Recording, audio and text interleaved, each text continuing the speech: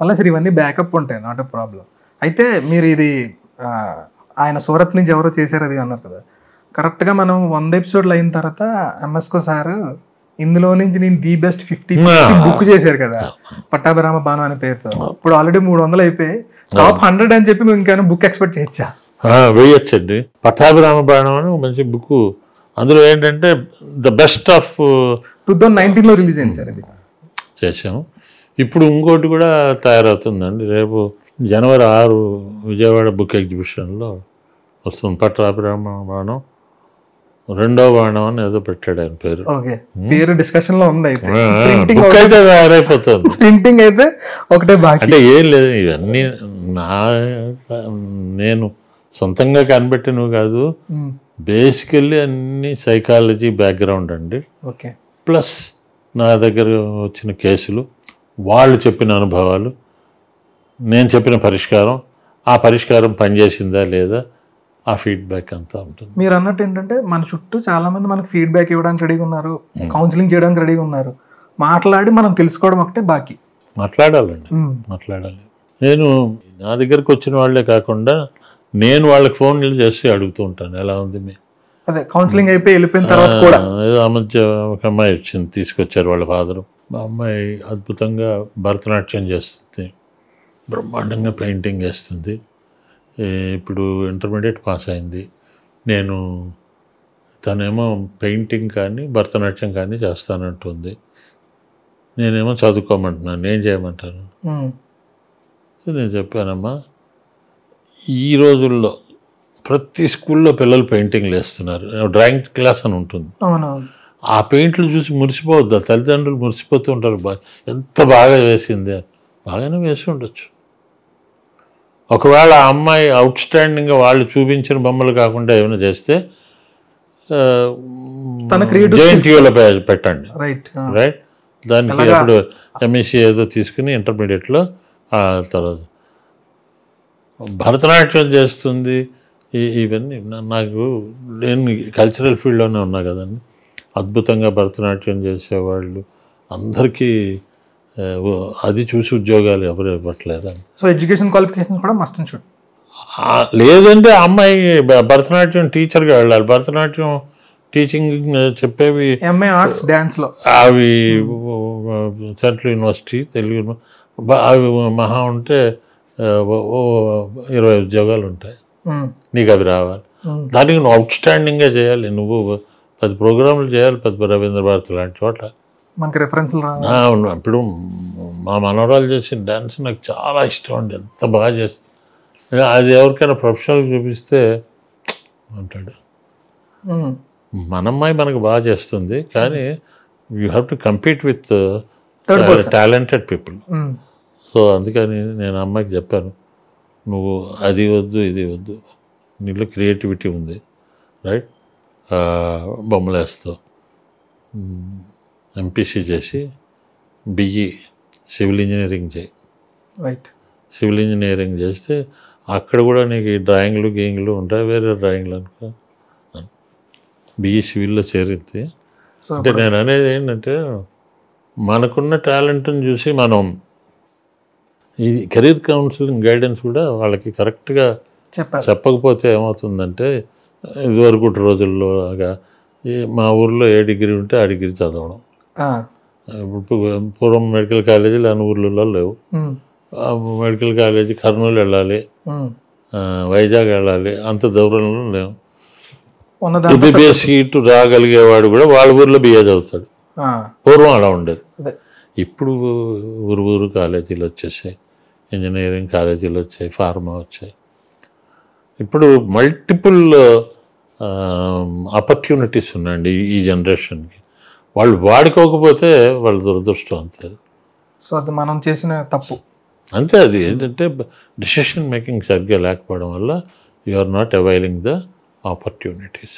Right sir. Sir ఇంకా ఇంకో మాట ఏంటంటే, చాణక్య తెలివి ప్రదర్శిస్తున్నావు ఈ మధ్య నువ్వు. సో చాణక్య తంత్రం అనే పదాలు వాడుతూ ఉంటారు.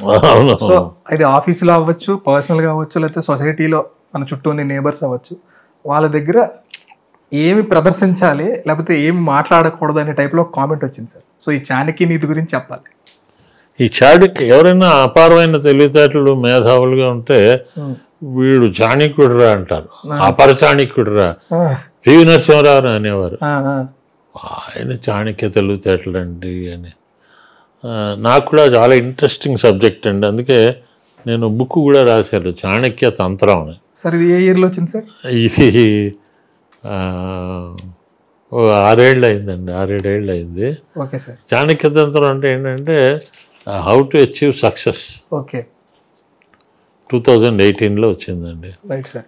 సార్ ఎన్ని ఎడిషన్లు పడ్డది మీకు ఒక లెక్క ఉంటుంది, అది కూడా చెప్తే ఇంకా 5 ఎడిషన్స్ వచ్చాయండి. ఓకే.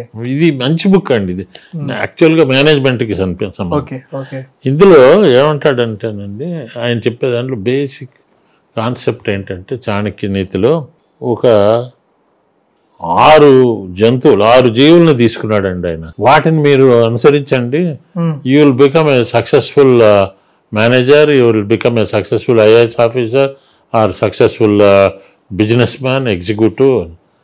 ఈ 6 ఏంటంటే మొట్టమొదటిది ఏమంటాడంటే కోడిని తీసుకోండి. ఉదయాన్నే త్వరగా లెగడం గురించి sir. Time management. Right. Okay. మీకు కోల్డ్ అర్ధరాత్రి కుయ్యండి. లేదు సార్, తెల్లారి 3కి ఒక టైం ఉంది, దానికి ఒక టైం ఉంది, దానికి ఏం గడియారం ఉండదు దాని దగ్గర. అది కరెక్ట్గా 4 నుంచి మొదలెడితే కొన్ని కోళ్ళు మధ్యాహ్నం కూడా కోస్తాయి. అవి ఏంటంటే ఈ మధ్య తయారయ్యే కోళ్ళు అవన్నీ. సో మామూలుగా ఈ నాటుకోడి ఊర్లలో గ్రామాల్లో పెరిగేది పొద్దున్న తెల్లవారుజామునకు వస్తుంది. సో దానిలాగా you have to maintain time. మీరు చాలా స్ట్రిక్ట్గా ఉండాలి, రైట్? అంటే డిసిప్లిన్, పొద్దున్న లేవడం. రెండోది ఏమంటాడంటే కొంగని చూసి నేర్చుకోమంటాడు. కొంగ ఏం చేస్తుందంటే అండి, నీళ్ళ దగ్గరికి వెళ్ళినప్పుడు చాలాసేపు వెయిట్ చేస్తుందండి. ఆ ఫిష్ మూమెంట్ని దొంగ జపం చేస్తూ అలా ఒంటి కాళ్ళ మీద 2 కాళ్ళు కింద ఉంటే ఆ చేప ఇక్కడ ఏదో ఉందని అనుకుంటుందని ఒక కాళ్ళ మీద ఉంటుంది. అలా చూసి ఆఖరికి ఒకసారి గంట సేపు వెయిట్ చేస్తుంది, టప్ అని పట్టుకుంటుంది. ఓపిక ఉండాలి. సో కొంగని చూసి మీరు నేర్చుకోవాలి. ఓపిక అయిన తర్వాత మీరు ఏం చేయాలి అంటే వెయిట్ చేయాలి, అది ఇంకా అది ఎటు తిరుగుతుందో దాన్ని సింహాన్ని ఫాలో అవ్వమంటాడు. సింహం అక్కడ ఆహారం కనబడగానే డామ్మని దూకదండి, అది 2 అడుగులు వెనక్కి వేస్తుందండి. వెనక్కి వేసి ఒక్కసారి శక్తి పుంజుకుని దాని మీద పడుతుంది. సింహంలాగా ఉండాలి. తర్వాత గాడిదలాగా చాకరీ చేయాలి అంటే పేషెన్స్ కావాలి, సిన్సియర్గా మీరు పనిచేస్తూ ఉండాలి. ఆ తర్వాత కుక్కలాగా విశ్వాసంగా ఉండాలి, డెడికేషన్ ఉండాలి. ఆ డెడికేషను మీకు ఆ జాబ్లో ఉద్యోగంలో చూడండి, పెద్ద ఆఫీసర్ అవుతాడు. ఈ మధ్య పేపర్లో చూస్తుంటే వాళ్ళు ఎన్ని మోసాలు చేశారు. ఐఏఎస్ ఆఫీసర్లన్నీ జైల్లో పెడుతున్నారు, ఐపీఎస్లను జైల్లో పెడుతున్నారు. ఇంకా వీటన్నిటిని మించి చివరికి ఏమంటాడు, కాకిని ఫాలో అవ్వమంటాడు.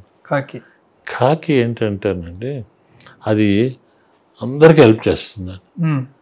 ఆహారం దొరికితే అది ఒక్కటి సైలెంట్గా తినేది, అన్ని కాకిని పిలుస్తుంది, అరుస్తుందండి. మేము అరవగానే అన్నీ వస్తాయి. So when you become an IAS officer or manager, you support people, you help people. అలా నలుగురికి మీరు సహాయం చేయాలి. అలాగే వాటిల్లో మీరు చూసే ఉంటారు, ఒక కాకి చచ్చిపోతే అన్ని కాకులు వచ్చి ఏడుస్తాయి, సింపథైజ్ చేస్తాయి, ఎంపథైజ్ చేస్తాయి. సో ఈ 6టిని మీరు ఫాలో అయిన రోజునండి ఆనెస్ట్లీ మీరు డెఫినెట్గా ఏదో ఒక రంగంలో అత్యున్నత స్థాయికి వెళ్తారు. చాణక్య తంత్రంలో టోటల్ కాన్సెప్ట్ ఏంటంటే, సరే రాజ్యం ఎలా ఉండాలి, పరిపాలన ఎలా ఉండాలి, మంత్రులు ఎలా ఉండాలి, ఇవన్నీతో పాటు యాటిట్యూడ్ ఎలా ఉండాలి, ఈ 6 మనం ఫాలో అవ్వాలి. సార్ ఇప్పుడు మనోవ్యాధి అంటారు, అది మన వాడుక భాషలో పదం ఏంటో మీరు క్లారిటీగా చెప్పి దానికి నివారణ కూడా ఉంటే చాలా మంది అట్ల నుంచి బయటపడతారు. మనోవ్యాధి అంటే మనసుకు సంబంధించిన వ్యాధి. మనం ఇందాక మాట్లాడుకుంటాం ఇంతకుముందు, మనసు అనేది శరీరంలో పార్ట్ కాదు, ఓకే. రైట్. మన ఆలోచనలే మన మనసు. ఈ ఆలోచనల వల్ల వచ్చే వ్యాధే మనోవ్యాధి. అది భయం కావచ్చు, ఓ ఫియర్, లేకపోతే ఓ ఫోబియా కావచ్చు, ఒక ఆందోళన కావచ్చు. ఇవేమవుతుందంటే తలుచుకున్న కొద్దీ ఎక్కువైపోతూ ఉంటాయి. ఎక్కువైపోతున్నప్పుడు మనకి ఎవరికైనా చెప్తే నవ్వుతారు. మరి దీనికి మందులు లేవా అని అడుగుతుంటారు. నిజానికి మందులు అనేవి లేవు. మరి సైకియాట్రిస్టులు, సైకాలజిస్టులు వీళ్ళందరూ ఏం చేస్తారంటే సైకాలజిస్టులు ధైర్యం చెప్తారు. ఏం లేదు, దెయ్యం పట్టిందేమని, నీ దెయ్యాలు లేవు, భూతాలు లేవు ఏదో చెప్తారు. ఇంకా నాకు ఉందండి, భయంగానే ఉందండి అంటే అప్పుడు సైకియాట్రిస్టుల దగ్గరికి వెళ్తే వాళ్ళు దానికి సంబంధించిన నా మెదడులో ఆ కెమికల్స్ ప్రాబ్లమ్స్ వల్ల ఏదైనా ఉంటే దానికి సంబంధించిన టాబ్లెట్స్ కానీ ఇవి కానీ ఇస్తారు. బట్ అది ఆ మనోవ్యాధికి సంబంధించింది కాదు. వాళ్ళకి ఆ సమస్య నుండి ఆ రకమైన ఆలోచన నుంచి డైవర్ట్ చేసి డాక్టర్లు ఇస్తారు. అది న్యూరలాజికల్ ప్రాబ్లమ్స్కి. ఈ మనోవ్యాధి అని అంటే ఎలా ఉంటుందంటే మీరు ఎక్కువ ఆలోచించినందువల్ల కొన్ని చిన్న సమస్య కూడా చాలా జటిలం అయిపోతుంది. Over thinking. ఇందాక అనుకునే నెగటివ్ థింకింగ్లో ఓవర్ థింకింగ్. ఒకసారి ఒక కాకి ఒక చెట్టు మీద కూర్చుని పళ్ళు తింటుంటే దాని లైఫ్ బాగుంది, పండు తింటుంది. కానీ కింద ఉన్న కొలంలోని ఒక హంసను చూసిందిట. బా ఎంత తెల్లగా ఉంది, అది ఎంత బాగుంది అనుకోగానే వెంటనే నేను నల్లగా ఉన్నాను, కంపేర్ చేసుకోకూడదు. నా ముక్కు నల్లగా ఉంది, నా జుట్టు నల్లగా ఉంది, నా రెక్కలు నల్లగా ఉన్నాయి, నేను అంతా ఇక కంపారిజన్ మొదలుపెట్టిందండి. ఎప్పుడైతే మొదలుపెట్టిందో ఓ తెలియని డిప్రెషన్లోకి వెళ్ళిపోయింది. చిచి నేను ఇలా ఉన్నాను, ఆ హంసలా ఉంటే బాగుండేది. ఎప్పుడు నెవర్ కంపేర్ అండి. వాళ్ళు అంతే, మనం ఇంతే. అయితే ఇక ఉండబట్టలేక ఇక నాకు పిచ్చి పట్టేలా ఉందని మెల్లిగా హంస దగ్గరికి వెళ్ళిందిట. హంస నువ్వెంత అదృష్టం, నువ్వు చూడు తెల్లగా ఉన్నావు, నాకేమో నల్లగా ఉన్నాను, డిప్రెషన్ ఎక్కువైపోతుంది, నా రంగీలా అయిపోయింది. మనం చూస్తూ ఉంటామండి మనుషులను కూడా. నేను నల్లగా ఉన్నాను, నేను పొట్టిగా ఉన్నాను, నేను ఇలా ఉన్నాను అంటే అప్పుడు హంస అంటే నీ మొహంలో ఉంది, నేను రోజు ఏడుస్తున్నాను, నీకన్నా తీవ్రమైన డిప్రెషన్లో ఉన్నాను, నేను ఎగరలేకపోవడం కాదు, నాకు మొత్తం తెలిపే, అంత ఏమన్నా రంగు వేయించుకుందామన్నా కూడా వీల్లేదు. నా పైన తెలుపు, కింద తెలుపు, అంత తెలుపు. తర్వాత నేను ఏదో ఇలా వెళ్తున్నట్టుగా కనబడుతున్నాను, నా కింద ఎంత పెడలింగ్ చేస్తున్నానో తెలుసా మీకు, పైకి అలాగా. నాకు చాలా డిప్రెషన్ ఎక్కువగా ఉంది, మనోవ్యాధి ఎక్కువైపోయింది, ఏం చేయాలి? ఈ పక్షులకు సంబంధించిన డాక్టర్లు ఎక్కడ ఉంటారు అంటే అప్పుడు కాకిందంటే నీకన్నా అదృష్టవంతులు ఎవరైనా ఉన్నారనుకుంటున్నావా? ఉన్నారు. ఎవరు అంటే రామచిలుక. రామచిలుకకి ఎన్ని మల్టీ కలర్, ఈ రంగు, ఆ రంగు, ఈ రంగు, ముక్కు రంగు, అదో రంగు. నిజమే, మన ఇద్దరికన్నా అది అదృష్టవంతురాలు. దాని దగ్గరికి వెళ్తే అది ఇంకా తీవ్రమైన డిప్రెషన్లో ఉంది. నీకేం వచ్చింది మనోవ్యాధి అంటే, మీరు ఏదో నువ్వు నల్లగా ఉన్నావు, నువ్వు తెల్లగా ఉన్నావు, నా కర్మ, నేను బాగున్నాను కానీ నేను ఎక్కడున్నానో చూడు, పంజరంలో ఉన్నాను నేను. ఇలా బాగుండడం వల్ల నేను మీలాగా హాయిగా నీళ్ళలో తిరగలేకపోతున్నాను, చెట్ల మీద ఉండలేకపోతున్నాను. ఇలా పంజరంలో పట్టి ఎవడో దరిద్రుడు పట్టుకుంటాడు నన్ను, పట్టుకుని జాతకాల డబ్బాలో పెడతాడు, వాడు ముక్కుతో ఏదో తీయమంటాడు, నా ఫ్రీడమ్ అంతా పోయింది, నాకేం జామకాయ మొక్కిస్తాడు, అది తీస్తాను, నా బతికిది అయిపోయింది. సో ఇలా ఎవరికి వాళ్ళే సఫర్ అవుతూ ఉంటారు. నువ్వు ఎలా ఉన్నా నిన్నుగా నువ్వు ప్రేమించుకో, accept yourself in spite of your spells. So అప్పుడు నీకు సమస్య తగ్గుతుంది తప్ప నాకెందుకు ఇలా ఉంది ఇలా ఉంది. కాబట్టి మనోవ్యాధికి మందు లేదు అంటే మందు లేదని కాదు, మందు అవసరం లేదు. మందు అవసరం లేదు. కాబట్టి సంతోషంగా ఉండండి. Right sir. సార్ మీరు ఇప్పుడు చాలా కార్పొరేట్ ట్రైనింగ్స్ సెషన్స్ లైవ్లో కానీ లేకపోతే జూమ్ ద్వారా కానీ ఇవ్వడం జరిగింది. అవును. చాలా మంది దగ్గర ఈ పదం వినే ఉంటారు, సోషల్ లోఫింగ్. అసలు ఆ పదం ఎందుకు వచ్చింది, అలాగ ఉన్న వాళ్ళని ఎలా గుర్తించాలో ఆఫీస్లో అని ఒక